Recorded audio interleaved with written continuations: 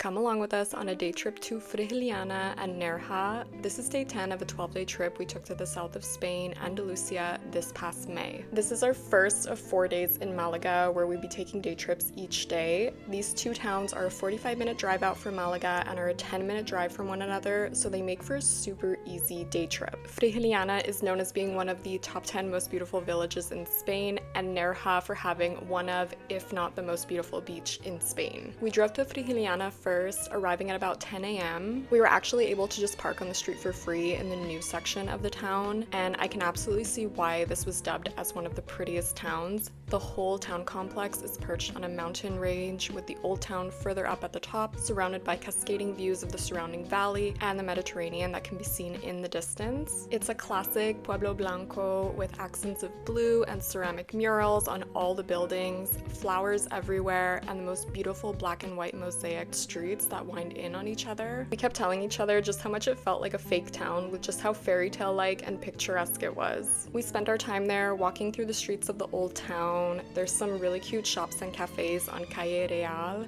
and tons of miradors that lead onto different views across the town and valley. I'd really recommend coming to visit in the morning before noon, as it was pretty quiet while we were there, but we did see some tour buses coming in when we left, and with the town being so small, I imagine it gets really crowded. There's also a lot of restaurants with really great views. We went to this one for lunch and I got an enormous plate of patatas bravas that were so good. At 1 p.m. we had booked to see the Nerja Caves. This is a 10-minute drive away to a complex of prehistoric caves that apparently have the oldest cave paintings, but they're not on display due to conservation reasons. We had gotten a taste for caves like these from seeing the St. Michael's Caves yesterday in Gibraltar, but that was massively overshadowed by these caves. This is an enormous complex of caves. It's hard to capture the scale of them on video, but they were super impressive. I definitely recommend adding this to your itinerary. The cave visit is about 45 minutes long and you descend about 68 meters. There's also a VR experience included with it as well, which shows you the areas of the caves that aren't accessible, including those cave paintings, so make sure you see that after your visit. After that, we stopped into Nerja for a couple hours. This is also a small town, and we visited mostly the main square and beach area. We went on the Balcon de Europa and walked on the cliff paths surrounding it. The beaches definitely live up to their hype. There's two inlet beaches on either side of the Balcon de Europa, lined with cliffs and vibrant turquoise waters. We didn't swim because the ocean is still a little too cold at this time of year, but it was nice to just walk around and enjoy the views.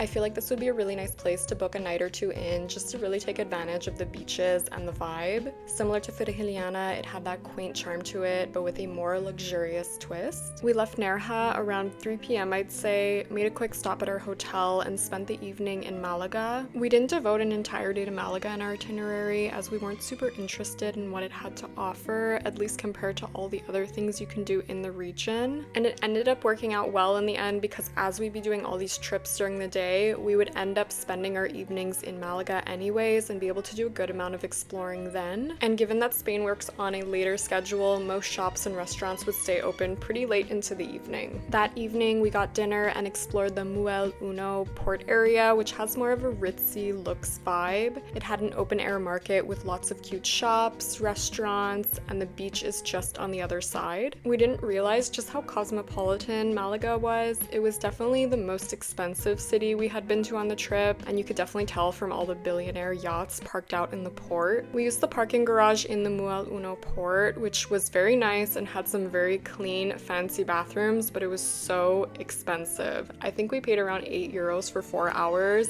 and pricing seemed similar in all the other parking garages we looked at. So just keep that in mind if you have a car and you're planning to spend the day here, you are gonna pay a lot in parking garages. That pretty much concluded our 10th day in Andalusia. Tomorrow we'll be headed on another day trip to Ronda, so stay tuned for that.